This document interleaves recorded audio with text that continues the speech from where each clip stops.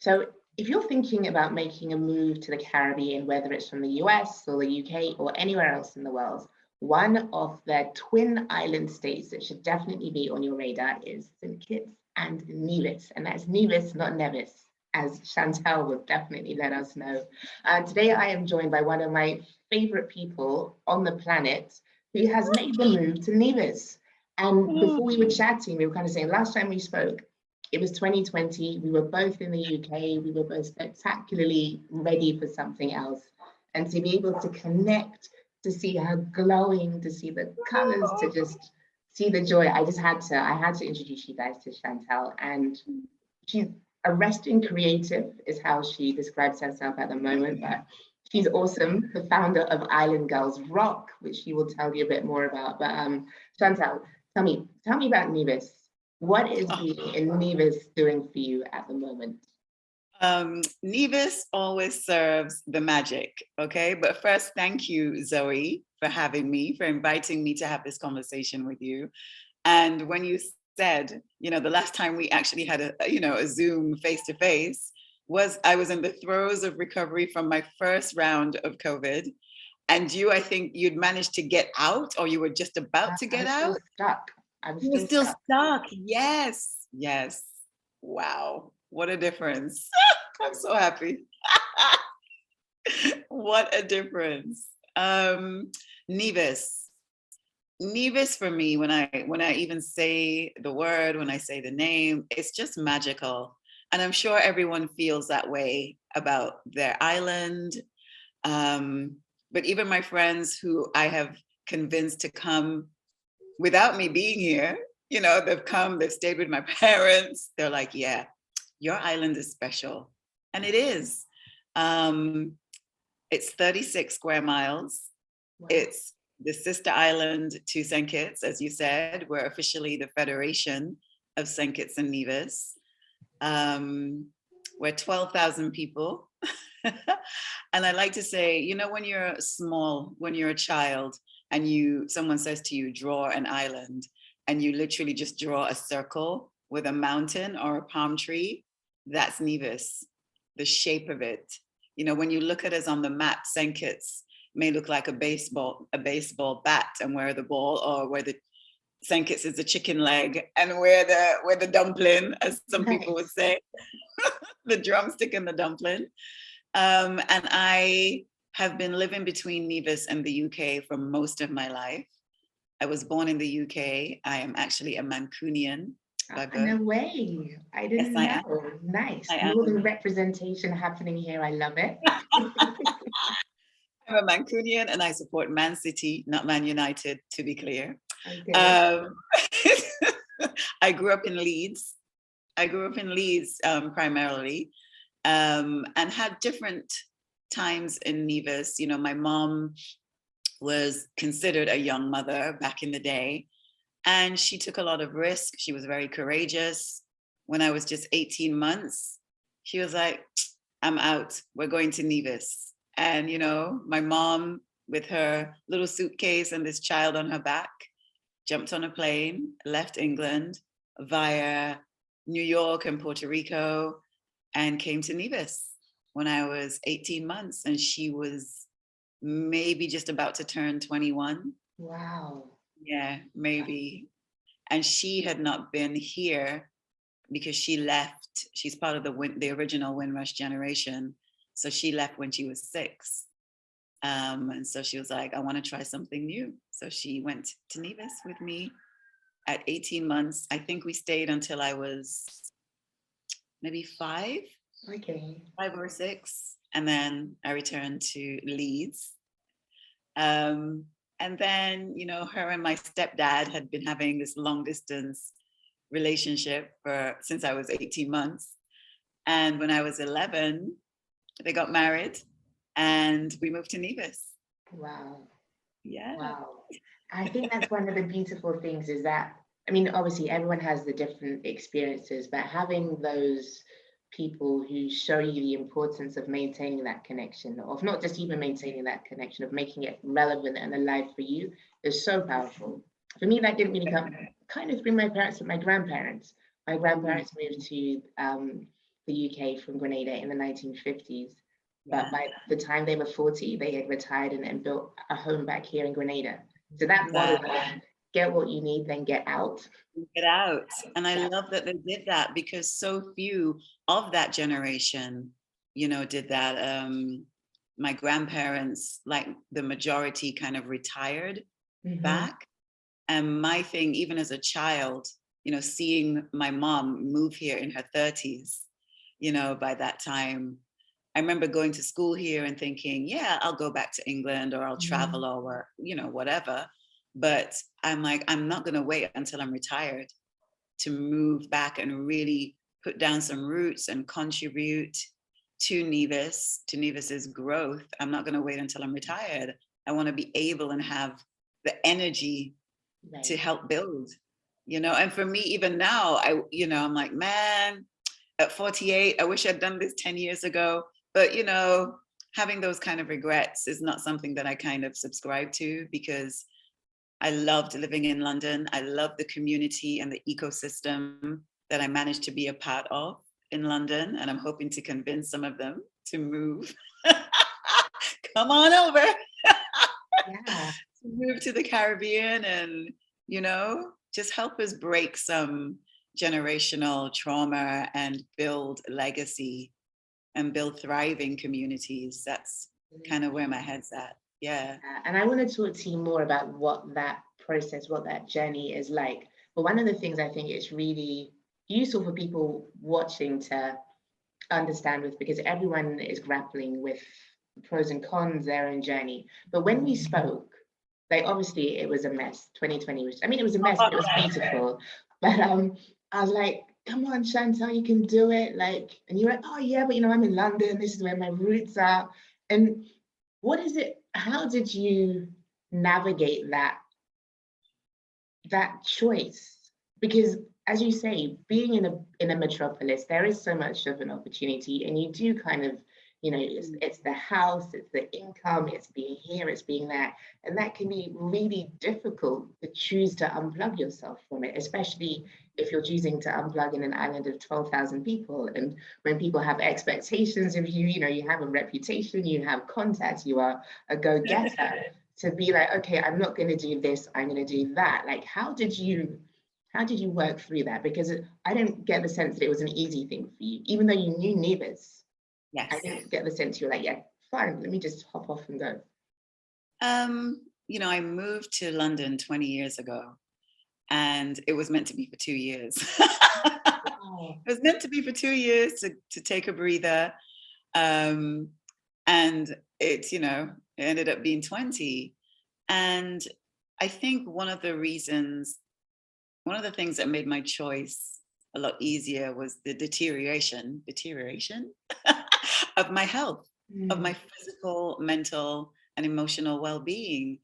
And knowing, even when I came home to Nevis for just a few weeks, how that short reset would impact me, then going back into, you know, the madness and beauty of London. And having had COVID, not once, but twice, and having to deal with long COVID and experiencing so much loss in such a short time period. You know, we lost quite a few members of my family, both my Jamaican and Nevisian side, consistently during from 2019 to New Year's Day 2022. And I just knew, you know, my heart was just like, you need to leave. You need to leave. And I think it got to the point where, you know, there's that lovely saying that goes around, you know, jump and the net will appear.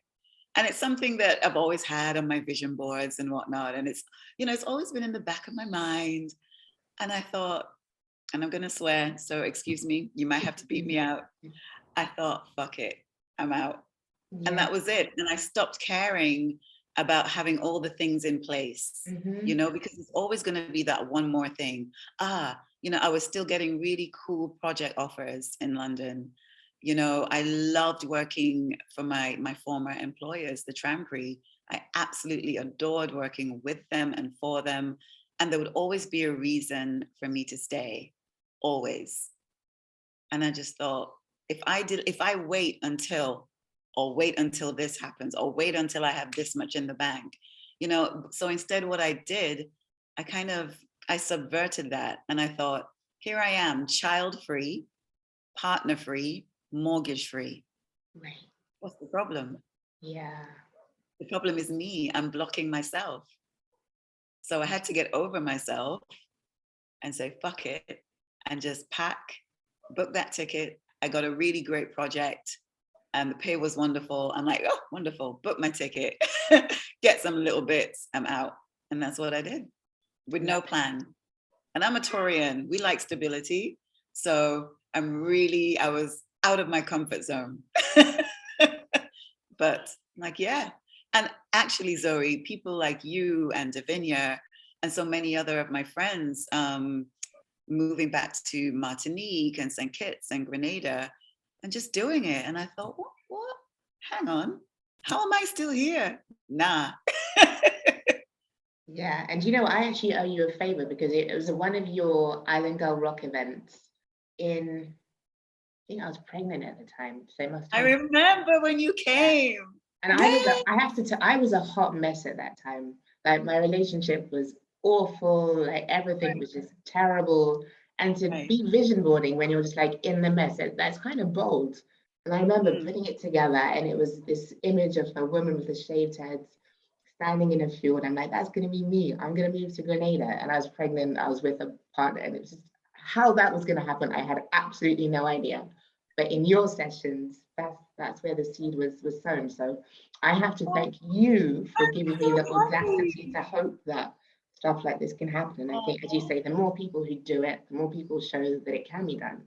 Hopefully, inspired. That makes me really, I'm so happy, Zoe. When we get feedback like this about Island Girls Rock and the work that we're doing, people have no idea how it fills our hearts, because this is exactly why, this is one of the reasons why we do what we do, why we exist, support system, a safe space, community, inspiration, all the things.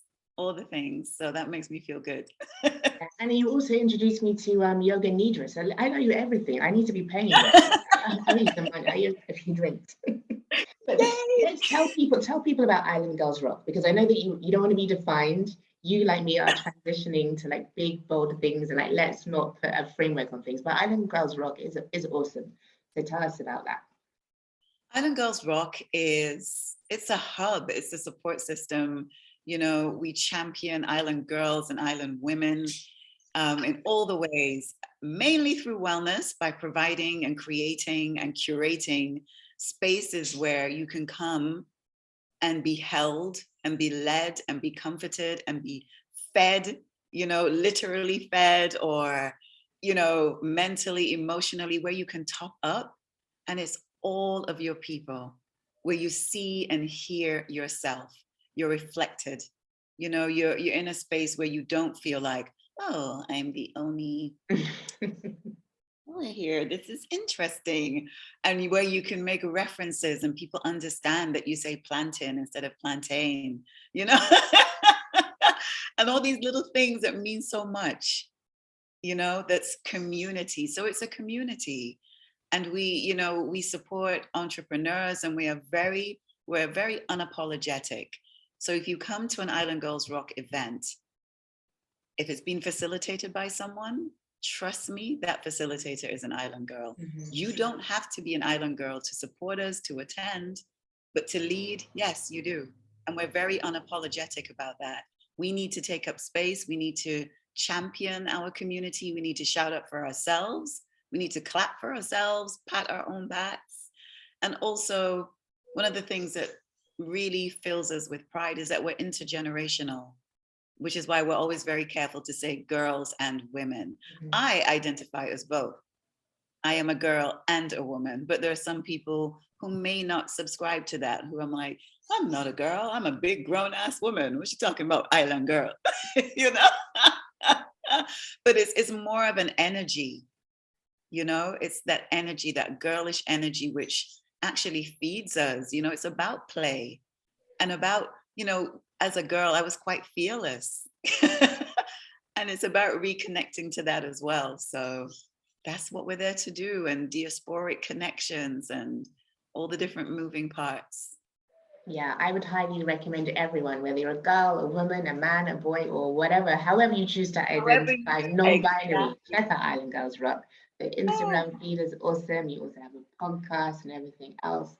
But one of the things that I really want to talk to you about is transitioning, nourishing, being intentional about being gentle with yourself.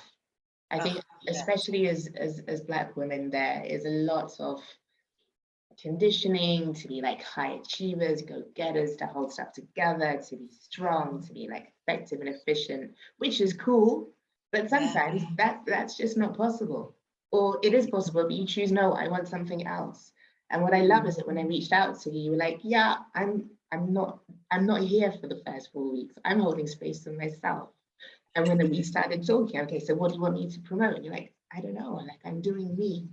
And I think more women saying that they're owning that they're being intentional about that, definitely gives others legitimacy to have these transitional moments. So why do you feel that's important to you? And how are you flowing through that to go from efficient to efficiently holding space for yourself? I don't feel like I had a choice. And my body was telling me quite clearly, you need to rest your ass, right? And it tells me, every now and again, it does kind of tell me, and I may ignore, which is not a great thing. But over the last few years, I think over the last decade, I've learned to lean into that. And even more so because we've been in this apocalypse this is our third year in what I feel is the apocalypse. It's the end of an era and the beginning of a more reflective, more, I don't know, a kinder era. I hope that's what we're stepping into. And, to get to that point, we do have to go through the tumultuous journey of it all. And for me,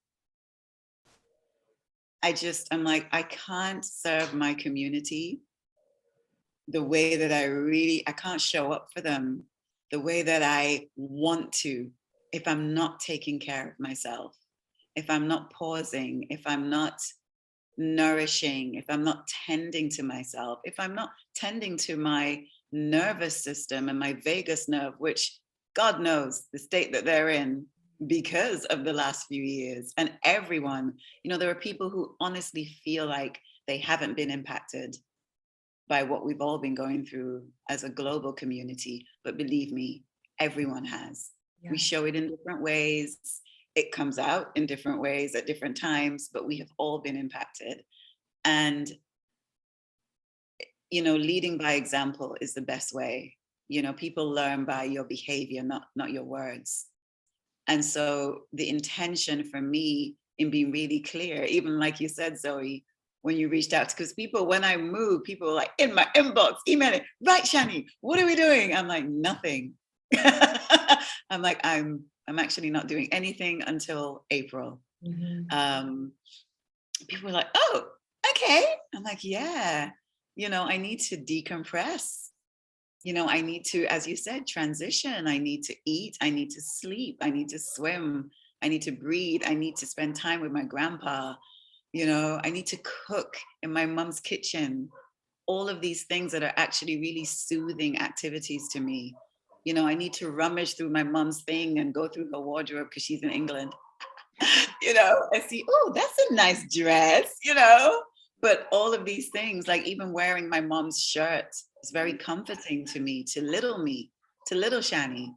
Like I'd WhatsApp her, Mom, I found this in your wardrobe. She's like, go on, take it. And even that, and my dad and I haven't had time alone really since 1980. When did I come? I came here in 1984, and we had a few months where it was just me and him. And then, because my mom was getting wedding stuff and whatever in England. And then she came, and then my sisters were born. But we haven't lived alone together since the 80s. And that was a really fun time for me. And so, he's very quiet sometimes. And, in different ways, we're introverts in a sense. So it's nice to not have that really exuberant energy of the rest of the family around. And I've just been cooking all my vegan stuff, and he's been loving it. He's messaged my mom, when you come, I'm not eating any meat, Oh, no. So that's been just, beautiful. And seeing the elders in my family, I really wanted to reroot myself. That's what I wanted to do. Yeah. What is life in Nevis like? What is life on an island of 12,000 people like? It is what you make it.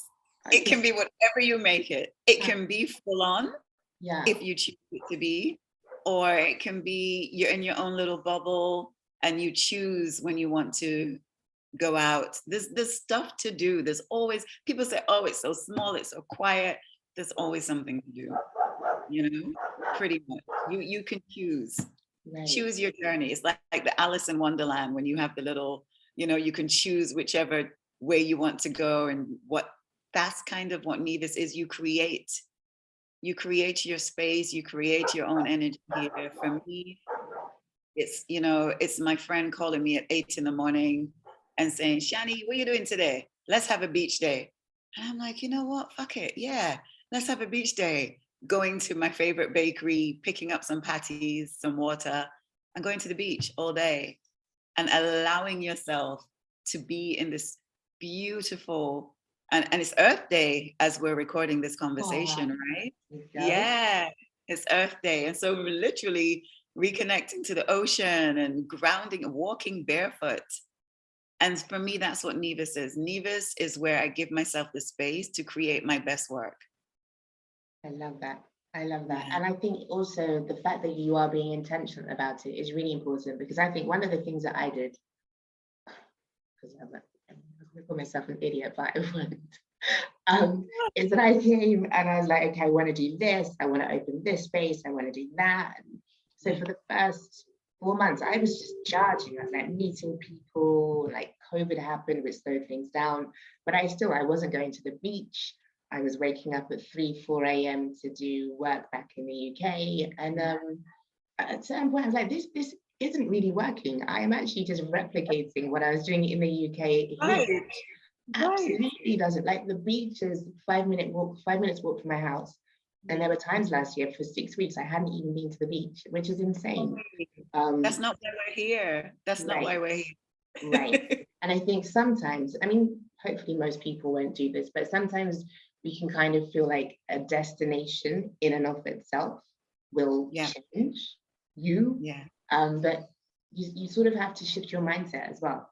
You have to be willing to adapt. And what I love about Grenada is that the pace of life here, it's an invitation to slow down. Like, if you're walking fast, they can tell you're English. They can probably tell you're English anyhow. But the pace, the kind of expecting stuff to happen now, to be like very pushy, it's the opposite here. So to surrender to that, to be like, yeah, it's raining and I'm not going to leave the house, or whatever. It's find the culture invites that, and it's such a privilege to be able to tap into that. It is. And I recognize that. I recognize it as a privilege. When I say to people, I'm not doing anything, and they're like, well, what are you doing for work? I'm like, nothing. I am literally doing nothing. I need to rest. But I know that's a privilege. I'm in my parents' home. Neighbors and my cousins drop by vegetables almost every day, to the point where I'm having to make sure I use them up, so I'm not hungry. And I have a roof over my head, and that is a privilege. And so I'm not taking that for granted, because that's not everyone's experience. Some people are moving back to the Caribbean and have to find somewhere to live. Right. And so for me, it's almost as if, I think, what's the saying, looking a gift horse in its mouth? Like, I don't want to do that. I am grateful to be able to have this respite, and then see how I can best show up for the people that I want to show up for. Of course, I have loads of ideas and I'm making sure that I write things down. I cannot rely on my post-COVID memory or my perimenopausal memory. Nah. So I make sure that I write things down so that I can return to them. I'm doing the artist way. I've had that book for almost a decade. Me too. And I to the point where I'm gifting it to people, you know, not having done it. So I'm buying it and gifting it to people. And one of the things that I did commit to when I was coming home, I'm like, I'm going to finally do the artist way. And so that's one thing that I've been doing. I'm in week 5 now, I think. And already the shifts, I'm like blown away. You know, because some of the days I'm like, why is this? What are you doing? But I keep going because I'm like, I know this thing's happening. So I'm just going to keep going. And I'm really happy and grateful that I've been able to finally do this 12-week journey, the artist way. Yeah, absolutely. And I think also when you are sort of intentional about growth, in certain settings, it can be very much about output, sort of growth mindset means just like going up and up and bigger and bigger and bigger. But actually, a huge part of sustainable growth is rooting down and taking the time to kind of be in the dirt, to be in the silence, to kind of find the direction beneath, so that you then can blossom, I think is so fundamental in terms of the process. And it's not easy being still and pausing, because that's when everything comes up, right? That's when you see all the things that you really like, oh, I need to deal with that, you know, and that's when your blocks are made really clear. This is your block. This is why it's happening. What are you going to do about it? So it can be very uncomfortable. And it has been, you know, I've had weeks where it's just been, you know, and doubting my decision. But in the back of my mind, I recognize this as part of the process. So it's not been all very easy at all. It's not been all pretty. You know, there's been lots of tears, like seeing one of my cousins for the first time since her dad passed away. You know, and the minute she saw me, she just held on to me and broke down crying. You know, there's been so many moments like that. You know, reconciling myself with the fact that my grandpa is going to be 100 this year. And he remembers me, but he doesn't remember everyone else. And this is a man who's very sharp. And I'm like, wow, grandpa is 99. You know, it's really apparent. And just thinking like, you know, is this the last few years that I'm going to have him physically here? So there's been all of that. But even in all of that, I don't regret moving home. Not for 1 minute. I doubt my decision, but I don't regret it. I don't doubt. No, I don't even doubt mine. There's times this week is the first week where I was like, I need to get off this island. Okay. I'm like, you know, because there's not, distractions are harder to find. Like you can't just go shopping. You can't just pop to the ICA, or, you know, you have to work at it. And it's hard when you're used to just like clicking it away or drinking it away or whatever. But that's necessary. Like you're presented with yourself, and what do? You can't always run away. Sometimes because everywhere you go, there you are, right? So being in a place where you can take that time, I think, is really, really awesome. And so I'm not going to ask you what you're doing next, but I would love for you, like, any words of advice, observations for maybe some of the women who are in the Islang Grils Rock crew, or anyone else who has stumbled upon us on YouTube who is thinking, yeah, I want to do it, but can I, should I? Well, any advice for people kind of on the fence thinking about it? You know, being on the fence is absolutely fine, but at some point you're going to have to come off it and choose the direction that you want to go in. Let's put it this way.